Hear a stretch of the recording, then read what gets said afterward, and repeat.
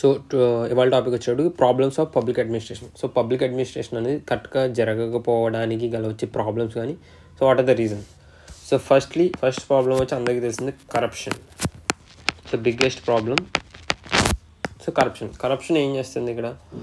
So public officials కానీ లేదంటే public officers ఎవరైతే ఉన్నారో వాళ్ళు ఏంటంటే వాళ్ళ యొక్క పొజిషన్ నుంచి దేర్ పర్సనల్ గెయిన్ అన్నది చూసుకొని ఫర్ ది పర్సనల్ గెయిన్ ఈ ప్రాజెక్ట్ని అన్నది కరెక్ట్గా రన్ అవ్వకుండా చేస్తారు.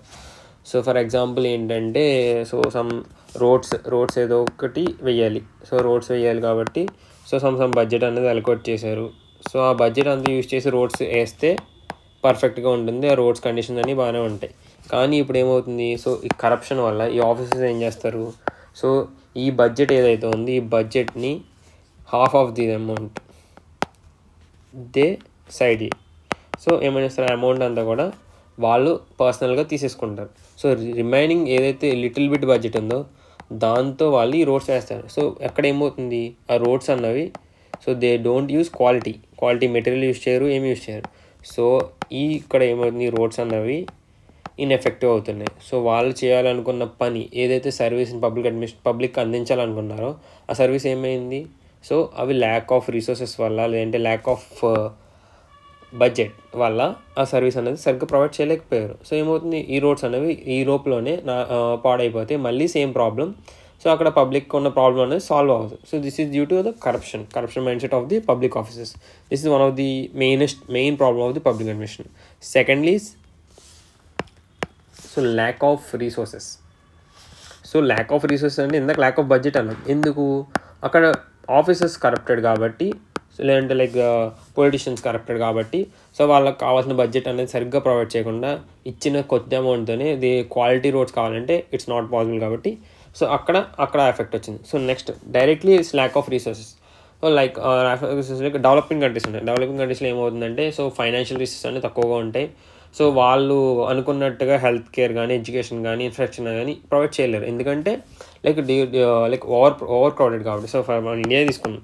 సో ఇండియా ఉంది, ఇండియాలో అందరికీ కావాల్సిన ఈ పాలసీస్ కానీ అన్నీ కూడా కరెక్ట్గా ఇంప్లిమెంట్ చేయాలంటే దానికి కావాల్సిన అమౌంట్ బడ్జెట్ అంతా కూడా ఇండియా అన్నది ఇట్ కెనాట్ అలొకేట్ అందరికీ ఈక్వల్గా అందుతుంది అని చెక్ చేయాలంటే అవ్వదు. ఎందుకంటే we are over populated. India is over populated country. Population అనేది చాలా ఎక్కువగా ఉంది. సో ఈచ్ అండ్ ఎవ్రీ ఇండివిజువల్గా అందుతుందా లేదా అంటే తెలీదు. సో అందిలా చేయాలి అంటే మనకు కావాల్సిన సరిపడే రిసోర్స్, ఇట్ మేబీ ఫైనాన్షియల్ అవ్వచ్చు లేదంటే అదర్ రిసోర్స్ అవ్వచ్చు. లేదు సో ఇప్పుడు హెల్త్ కేర్ అందించాలంటే టు బీ సే డాక్టర్స్ అన్నది కూడా ఇండియాలో ఇంకా మనకు కరెక్ట్గా లేరు. సో ల్యాక్ ఆఫ్ రిసోర్స్ అవ్వచ్చు, ల్యాక్ ఆఫ్ పర్సనల్ అవ్వచ్చు, what ever maybe. So developing కంట్రీస్లో ఎక్కువగా ఈ ప్రాబ్లమ్ మనం చూస్తాం. నెక్స్ట్ థర్డ్ ప్రాబ్లం వచ్చేటప్పటికి political instability. So political instability అంటే మీకు అర్థమైండొచ్చు. ఏంటంటే గవర్నమెంట్స్ అంటే స్టేబుల్గా ఉండకపోవడం. ఇప్పుడు మనం చూస్తే గవర్నమెంట్స్ అన్నీ కూడా గవర్నమెంట్ పార్టీస్ ఏం చేస్తాయి, సో వాళ్ళ టైంలో సమ్ పాలసీస్ని ఇంక్లూడ్ చేస్తాయి. సో ఎప్పుడైతే ఎలక్షన్స్ వచ్చినప్పుడు ఈ పార్టీ ఓడిపోతే ఏం చేస్తారో వాళ్ళ పార్టీ వీళ్ళు లూజ్. సో పార్టీ ఓడిపోయిన వెంటనే వీళ్ళు అనౌన్స్ చేసిన పాలసీస్ అని వీళ్ళు క్యాన్సిల్ చేసేస్తారు. మళ్ళీ వీళ్ళు కొత్త పాలసీస్ పెడతారు.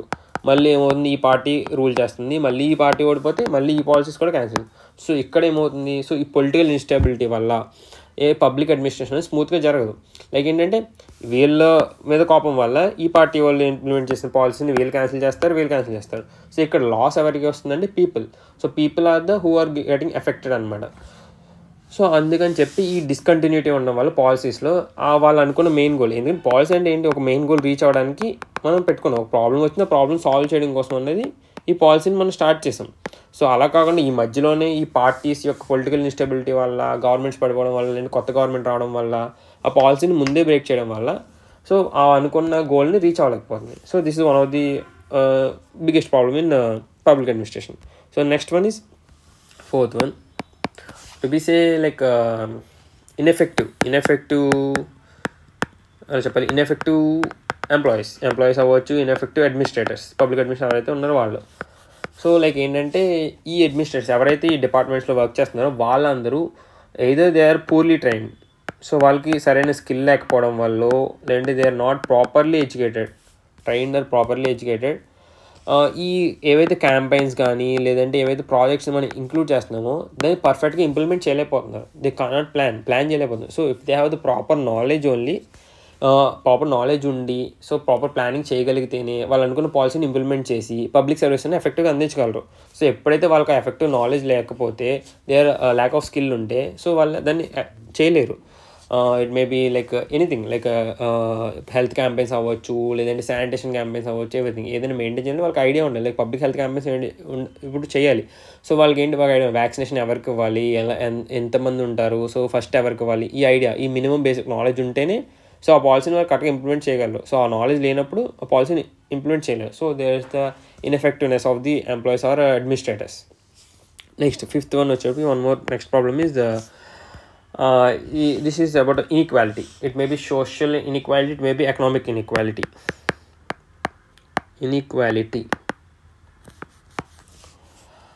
Like సింపుల్గా చెప్పాలంటే like rural areas and urban areas difference కూడా తీసుకుందాం. సో రూరల్ ఏరియాస్ ఏమవుతుంది, rural areas like villages. So విలేజెస్లో ఏమవుతుంది, వెళ్ళి సర్వీస్ అందించాలంటే కష్టం. ఎందుకంటే వాళ్ళకి లిమిటెడ్ యాక్సెస్ ఉంటుంది. లైక్ ఇప్పుడు విలేజెస్లో హెల్త్ కేర్ అందించాలంటే like they have only primary health centres, sub centres అలా ఉంటాయి.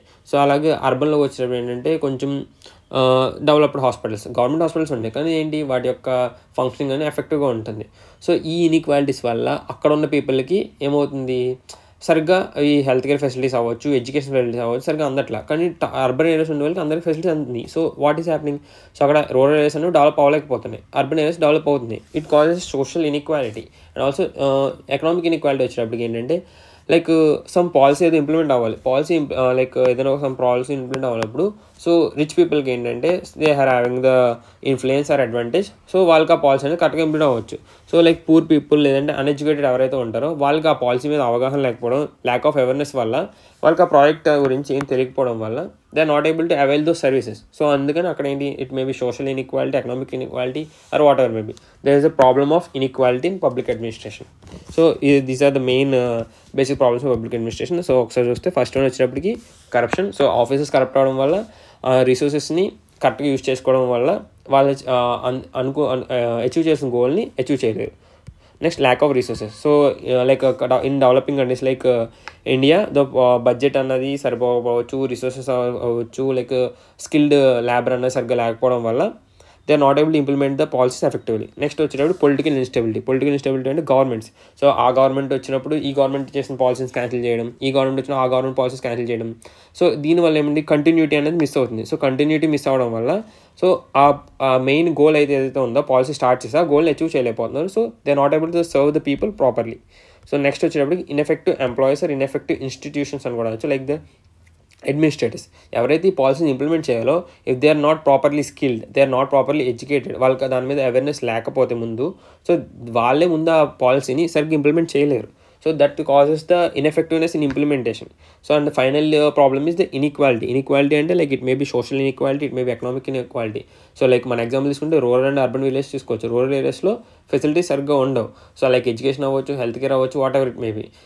కానీ అర్బన్ ఏరియాస్లో వాళ్ళకి ఫెసిలిటీస్ అనేవి ఈజీగా అందుతుంది. సో దానివల్ల ఏమవుతుంది, అర్బన్ ఏరియాస్ అనేది డెవలప్ అవుతుంది, రూరల్ ఏరియాస్ సరిగ్గా డెవలప్ అవ్వట్లేదు. సో అక్కడ ఏమవుతుంది, బ్యాలెన్స్ అనేది మిస్ అవుతుంది. సో ఈక్వల్గా డెవలప్మెంట్ జరిగితేనే so as a whole country develop అవుతుంది. ఓన్లీ అర్బన్ ఏరియాస్ డెవలప్ అయ్యి రూరల్ ఏరియాస్ డెవలప్ అవుతే so it is not a correct way of development and it's also not correct way of public administration. So that's all about the problems of public administration. ఏదైనా doubts ఉంటే కింద comment చేయండి.